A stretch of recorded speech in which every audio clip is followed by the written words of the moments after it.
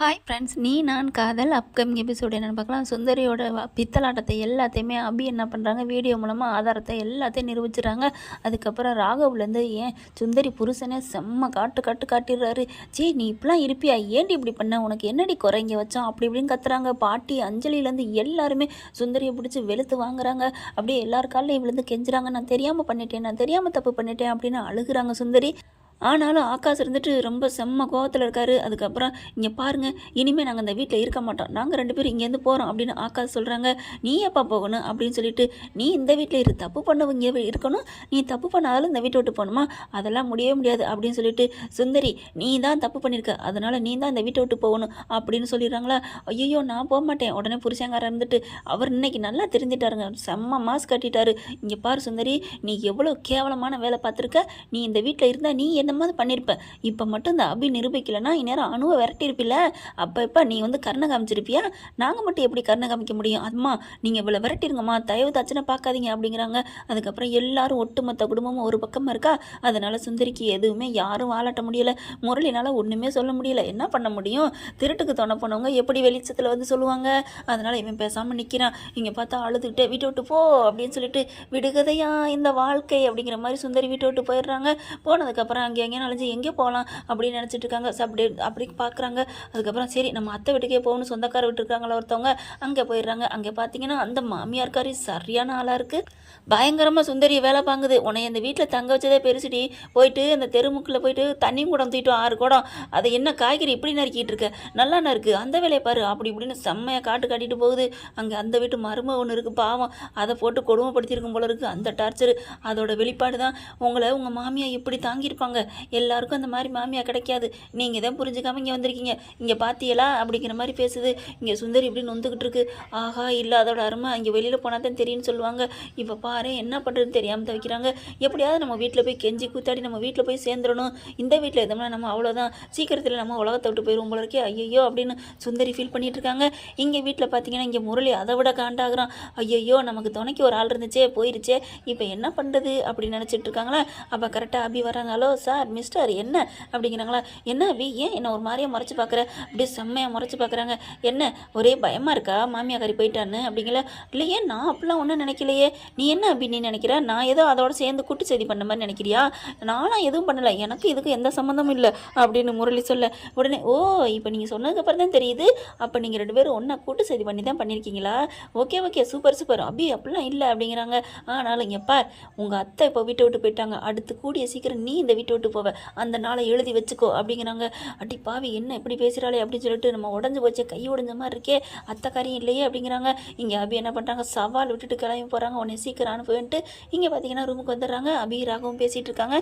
அபிகிட்ட ராகவ் சொல்கிறாங்க, எங்கள் சித்தி பண்ணக்கா நான் பண்ணி போன்ட்ட கேட்டுக்கிறேன் அபி, நீ மன்னிச்சிக்கோ, நீ எதுவும் தப்பாக நினைக்காத அப்படிங்கிறாங்க. எங்களுக்குலாம் இது ஒன்றும் பெரிய விஷயமாவே தெரியலைங்க அப்படிங்கிறாங்க. ஏன் அப்படி சொல்கிற, இது என்ன 1 2 நம்ம கவலைப்படுறதுக்கு, இது மாதிரி 1000 வேலை பார்த்துருக்கா தெரியுமா, என்ன வேலை பண்ணியிருக்குங்க சித்தி சொல்லு அப்படிங்கிறாங்க. அப்போ தான் சொல்கிறாங்க, ஒன்றா எங்கள் அக்காவை பிரித்ததே உங்கள் சித்தி தான். என்ன சொல்கிற, ஆமாம் சாமியார்கிட்ட பூசாரிகிட்ட காசெல்லாம் கொடுத்து என்னென்னமோ பண்ணி பொய் சாதகம் குறித்து வச்சு இந்த மாதிரி 2 பேரும் ஒன்று சேரக்கூடாதுன்னு சொல்லி வச்சுருக்காங்க. அந்தளவுக்கு கேவலமாக வேலை பார்த்து வச்சுருக்காங்க தெரியுமா. அப்படியா, அப்புறம் அதை விட இன்னொன்று என்ன தெரியுமா, 2 பேரும் ஒன்று சேரக்கூடாதுன்னு அணுக்கிட்ட சொல்லி வச்சுருக்காங்க. அல்லைனா அவன் உயிருக்கு ஆபத்துன்னு சொன்னதுனால தான் என் அக்கா அப்படியே பயந்து வாழ்ந்திருக்கா, ஊரை விட்டு வெளிநாட்டுக்கு போக முடிவு பண்ணியிருக்கா, இதெல்லாம் தெரியுமா அப்படிங்கல. என்ன அப்படி இவ்வளோ நடந்திருக்கு என்கிட்ட எதுவுமே சொல்லலை அப்படிங்கிறாங்க. ஏங்க நீங்கள் என்னையே நம்பாமல் இருந்தீங்க, நான் எப்படி சொன்னால் நீங்கள் நம்புவீங்களா, அப்படியே தாயை தக்கன்னு குதிப்பீங்க. என் சித்தியை பற்றி எப்படி சொல்ல போச்சு, எனக்கு அம்மா மாதிரி அப்படி இப்படிம்பீங்க, நான் எப்படி சொல்ல முடியும் அப்படிங்கல. ஐயோ நீ இவ்வளோ கொடுமையை அனுபவிச்சுட்டு இருந்தீங்களா அக்காலும் தங்கச்சியும், இது தெரியாமல் நான் இருட்டுக்குள்ள இந்த மாதிரி இருந்திருக்கனே அப்படின்னு சொல்லிட்டு சாரி அபி அப்படிங்கிறாங்க. பரவாயில்ல விடுங்க, இதனால என்ன இருக்குது விட்டுருங்க அப்படிங்கிறாங்க. இங்கிட்ட பார்த்தா ஆகாச அனுபவப்பிடிச்சது கெஞ்சிக்கிட்டு இருக்காரு. என்ன மன்னிச்சிக்கோ எங்கள் அம்மா பண்ணதுக்கு அப்படிங்கிறாங்க. விடுங்க, இதில் நீங்கள் என்ன பண்ணுவீங்க, உங்கள் மேலே எந்த தப்பு இல்லை அப்படின்னு நானும் சொல்கிறாங்க. அது சரி வீட்டை விட்டு போகணும்னு சொன்னீங்களே, ஏங்க அப்படிலாம் சொன்னீங்க, இந்த வீட்டை விட்டு நீங்கள் போய் இருந்துருவீங்களா, அப்புறம் என்ன ஆனும், நீங்கள் இருந்தால் உன்னை அம்மா டார்ச்சர் பண்ணுவாங்க, அதனால தான் போகணும்னு சொன்னேன். ஆனால் பார்த்தியா விதி, அம்மா வெளில போயிட்டாங்க, எனக்கு கஷ்டமாக இருக்குங்க அம்மா போனது, நான் வந்ததுனால தானே அவங்க வீட்டை விட்டு போயிட்டாங்க, இத்தனை நாள் இந்த வீட்டில் ராணி மாதிரி இருந்தாங்கல்ல அப்படிங்கிறாங்க. உன்னை எவ்வளோ கேவலப்படுத்தியிருக்காங்க, அவங்க கவலைப்பட்டுட்டு போயிட்டாங்கன்னு நீ கவலைப்பட்டுட்டு இருக்கியா, அம்மாவுக்கு இதெல்லாம் சரியான தண்டனை தான், இருக்கட்டும் கொஞ்சம் கஷ்டத்தை அனுபவிக்கட்டும், கஷ்டம் அனுபவிச்சா தான் இதோட அருமை தெரியும், வருவாங்க அவங்களாம் இங்கே இருக்காமல் எங்கேயும் இருக்க முடியாதவங்கனால அப்படின்னு அக்கா சொல்கிறாங்க. அடுத்து பார்த்தீங்கன்னா இங்கே அபிராகும் பேசிகிட்டு இருக்காங்க. இங்கே வர்றாரு வேகமாக, இங்கே வந்துட்டு என்ன நடக்குது அப்படின்னு சொல்லிட்டு, சித்தி போயிடுச்சு, இப்படி பண்ணும் நான் நினைக்கவே இல்லை அப்படின்னு நினச்சிட்டு இருக்காங்க. இங்கே முரளி பார்க்குறான், வேகமாக ராகவ் வர பார்த்துட்டு யாருக்கோ ஃபோன் பேசுகிற மாதிரி பேசிகிட்டு இருக்கான். ஆமாம் சார், அந்த கேஸை முடிச்சிருவோம் சீக்கிரம், நான் வரல, நான் வேணா உங்களுக்கு சொல்லி கொடுக்குறேன். அது எப்படி சார், இந்த மாதிரி கல்யாணத்தன்னைக்கு லவ் பண்ணால் லெட்டர் எழுதி வச்சுட்டு ஓடி போயிடுவாங்களா? என்ன பொண்ணும், அதுக்கு முன்னாடியே சொல்ல வேண்டியதானே அப்படி இப்படின்னு வேணுக்குன்னே பேசுகிறானா. அப்படியே அவருக்கு முகம் வாடி போயிருந்துச்சா அப்படின்ட்டு. ஏன்னா ஏற்கனவே அபி எழுதி வச்சுட்டு ஓடி போயிட்டான்னு தான் நினச்சிட்டு இருந்தாரு. இப்போ கொஞ்சம் நல்ல மனசாக மாறி இருக்காரு. இருந்தாலும் இவன் தூண்டி விட்டானா அப்படியே கொஞ்சம் சோகமாக போகிறாரு. மாடிக்கு போகிறாங்க. மாடிக்கு போகிறவர் ஒரு மாதிரியாவ வாடி வர்றதை பார்க்குறாங்க. என்ன ராகவ், என்ன நல்லா தான் சந்தோஷமாக கீழே போனீங்க, அழுதுட்டு வர மாதிரி வர்றீங்க, என்னாச்சு அப்படிங்கிறாங்க. ஒன்றும் இல்லை அபி, ஒன்றும் இல்லை அப்படிங்கிறாங்க. அதுக்கப்புறம் அவர் படுக்கிறாரு. படுத்துட்டு ஒரு மாதிரி ஆகுது, இவருக்கு மனசே சரியில்லை. இங்கே அபி என்ன பண்ணுறாங்க, கணக்கு வழக்கு எழுதிட்டு இருக்காங்க. என்ன பண்ணிகிட்ருக்க? இல்லை, நான் அன்றைக்கி நம்ம பொட்டிக்கில் வந்து ஆர்டர் பண்ணிகிட்ருக்கேன், இறக்கிட்டு இருக்கேன். அந்த கோயம்புத்தூர்லேருந்து வந்தது, அங்கே அந்த ஊர்லேருந்து வந்தது எல்லாத்தையுமே எழுதிட்டு இருக்கேன் அப்படிங்கிறாங்க. எழுதி முடிச்சுட்டு அதுக்கப்புறம் எடுத்து வச்சுட்டு படுத்துடுறாங்க, தூங்கிடுறாங்க. தூங்கினதுக்கப்புறம் இவருக்கு ஒரு நினப்பு வருது.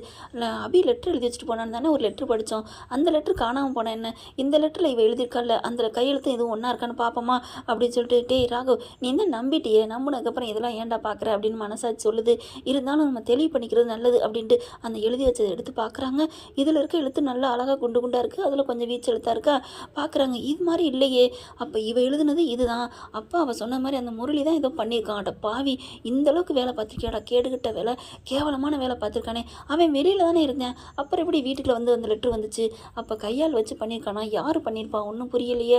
அப்போ அபி சொல்கிற மாதிரி சித்திக்கும் அவனுக்கு தொடர்பு இருக்கா, ஒன்றும் புரியலையே அப்படின்னு நினைக்கிறாங்க. அதுக்கப்புறம் அபி தூங்குறாங்களா, தூங்குறத அப்படியே ரசித்து பார்க்குறாங்க. சாரி அபி, நான் உன்னை எவ்வளோ தப்பாக புரிஞ்சுட்டேன், என்னை மன்னிச்சிரு அபி, மன்னிச்சிரு அபி அப்படின்னு சொல்லிட்டு அழகாக அப்படியே ரசிக்கிறாங்க. அப்படியே நெத்தியில் ஒரு முத்தம் கொடுக்குறாரு, தலையை வருடி கொடுக்குறாங்க. அவங்க அழகாக குழந்த மாதிரி தூங்கிறத ரசித்து பார்த்துட்டே இருக்காங்க விடிய விடிய. ஓகே ஃப்ரெண்ட்ஸ், பார்க்கலாம், இப்படி தான் போகலாம். இந்த பதிவு உங்களுக்கு பிடிச்சிருந்துன்னா உங்கள் பொண்ணான கையில் ஒரு லைக்கை போட்டு சப்ஸ்கிரைப் பண்ணிடுங்க. Thank you friends.